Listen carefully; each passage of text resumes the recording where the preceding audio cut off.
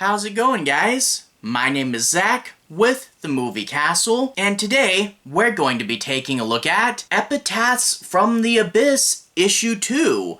And I guess before we dive into this review, let's do a really quick previously on. Basically, EC Comics way back in the day was your go-to source for anthology stories. Tales from the Crypt, shock suspense stories, weird science.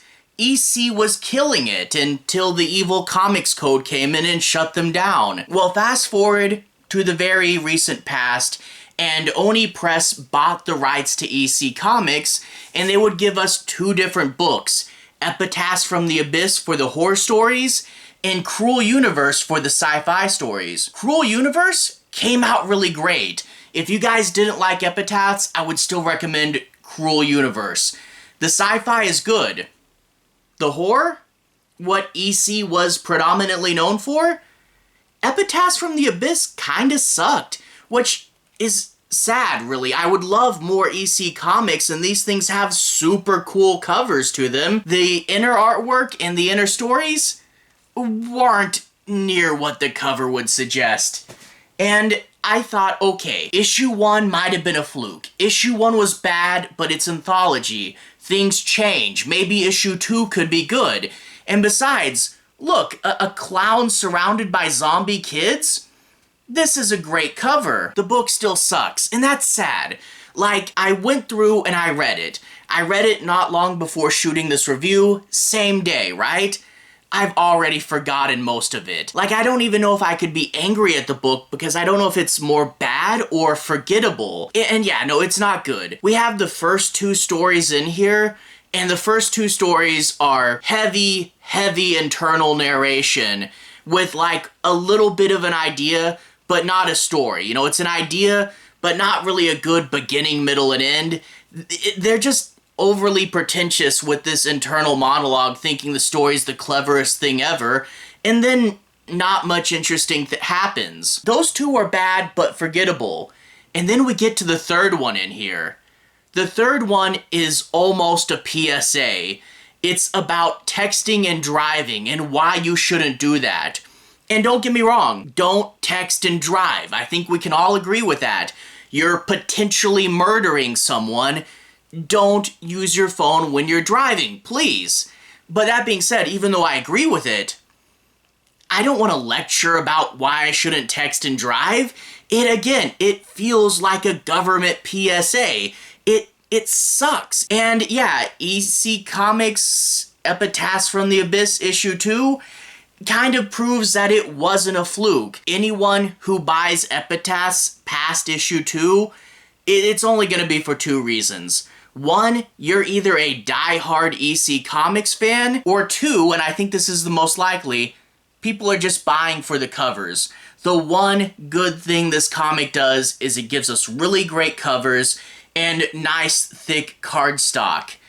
That's good. But outside of the covers, we basically know that Epitaphs isn't going to be a good book.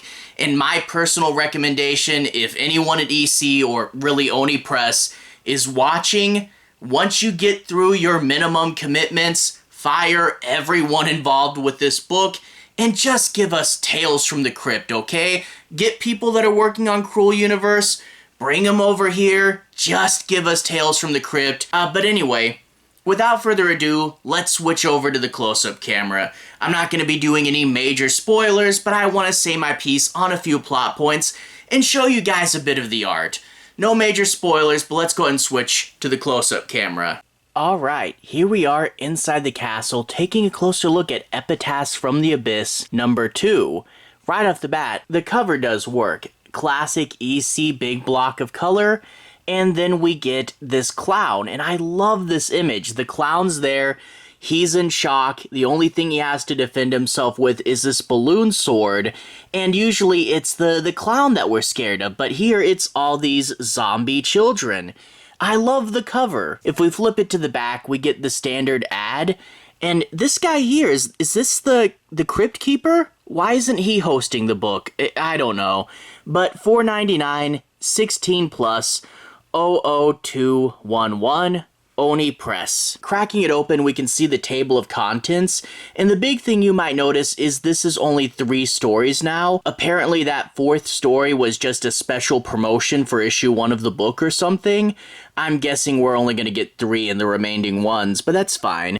Pattern Recognition is the first story, Gray-Green Memories is the second, and Sounds and Haptics is the third. In the back of the book, we do also have a letters page, and I kind of glanced through this and it definitely seems like they're only publishing the positive letters, because I guarantee you they did not only get positive letters. But we also have some ads in the back.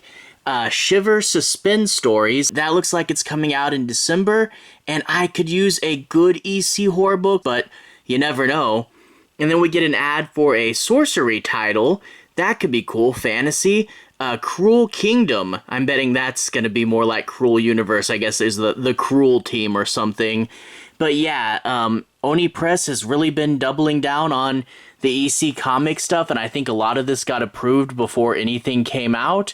I hope that out of the other 2 new books that they're good, but, you know, I'll read the issue 1s, but yeah, I'm hoping they're not like this thing. After that, we get into the stories proper. I'll try to be avoiding major spoilers, but I do want to say a little bit about each of them and show you guys the artwork. First off, we get the section with our host, the Gravedigger. I like the host, but once again, he only chimes in 1 more time in the remainder of the issue, and also, as much as he talks about tombstones and epitaphs, again, I really wish we would see the dead characters' tombstones here and see what their epitaph is, but that's missing. And there's those little birthday kids. Again, I love them on the front cover. I'm glad they're in this magazine in some capacity, but sadly, they're not tied to anything bigger than the host segment. They're not in one of the main stories, but there he is, and then he's going to go away. After that, we get Pattern Recognition, and this is a story about gang members. And there's their leader, Johnny, and there's this guy that looks up to him, and we get to see in this dialogue in these yellow boxes just how much this guy looks up to him. We find out that he thinks gang members are the natural next step in evolution, basically people fighting for survival just like animals do. And okay, a few things. A, this waxes philosophically way too hard and reads as super pretentious. But second, gang members aren't really the dominant people in today's society, you know, like you would say like high-class politicians and celebrities or something.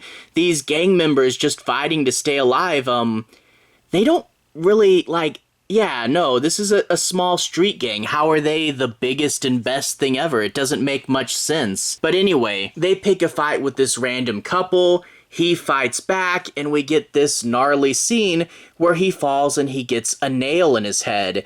And I guess I should mention the art.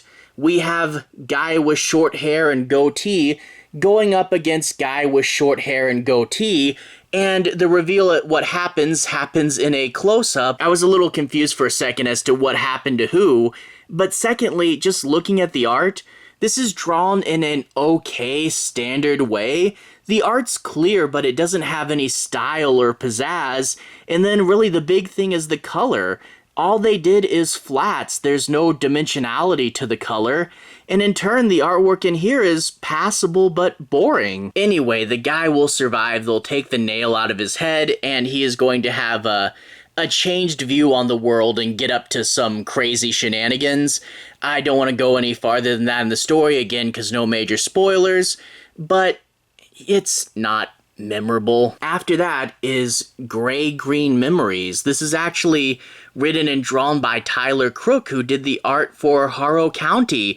Yeah, he's cool. Sad to see him not in the best story here. But we get this zombie. It's a zombie of a mother, and she's staring at this baby food, and she goes, I know this was supposed to be important, but I don't remember why I'm here, what was so important. And that's a good concept. It's a good image. But is there anything more to this story?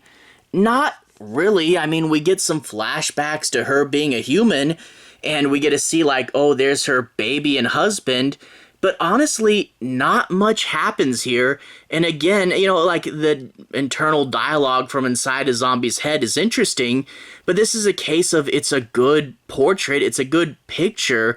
But again, the story itself is forgettable and not that interesting.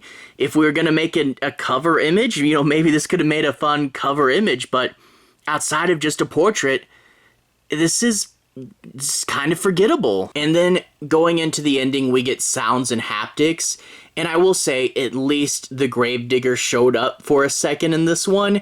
Again, you gotta use the horror host for the whole thing. And it starts off promising enough. You get this guy and he's waking up in a creepy looking hospital, doesn't remember how he gets there, and the doctor's talking about cutting parts off of him to stop an infection. He reaches for his cracked phone and finds that it's just out of reach and he's missing some of his fingers. The doctor has cut them off, and we flash back in time to find out he was texting while driving and got in a car wreck, and that's why he's here. And the idea of waking up in a creepy hospital with a doctor you're not 100% sure you can trust, that's a good springboard. But when you get that it's just going to be a don't text and drive story, again, a message I can agree with, but, it's just a PSA. And the way that he constantly talks about my phone, I need my phone, if I could just reach my phone, and them trying to make this pinging sound scary, it's awkward. It's just not good. It's cringy. That's what it is. And this whole story, I like the creepy hospital element, and when it has some of the grosser parts, like him getting his fingers cut off, that's fine. But it's just so hard to ignore how on the nose this is. Yeah, it's not great. And the first two stories, I was like, yeah, pretentious dialogue with not much plot. Those fell out of my head almost as soon as I turned the page. That last one, though, that's just like, I honestly couldn't believe it when I was reading it. It's so cringy and bad.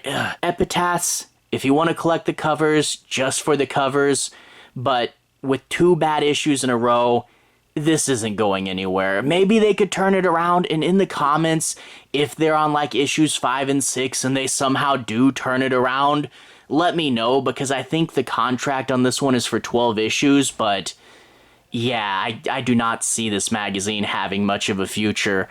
Anyway, though, to everyone who's watched so far, thank you for watching. To everyone who's liked and subscribed, thank you. You really are helping the channel out. I'll leave a relevant playlist on the bottom. This should be my EC Comics playlist, where you can see me talk about other things EC Comics, and that includes the first issue of Epitaphs and my review for Cruel Universe. Bear in mind, Cruel Universe is actually really good. Go read that one. Anyway, have a good day. I'll see you guys again very, very soon. Relevant playlist on the bottom. Have a good day now.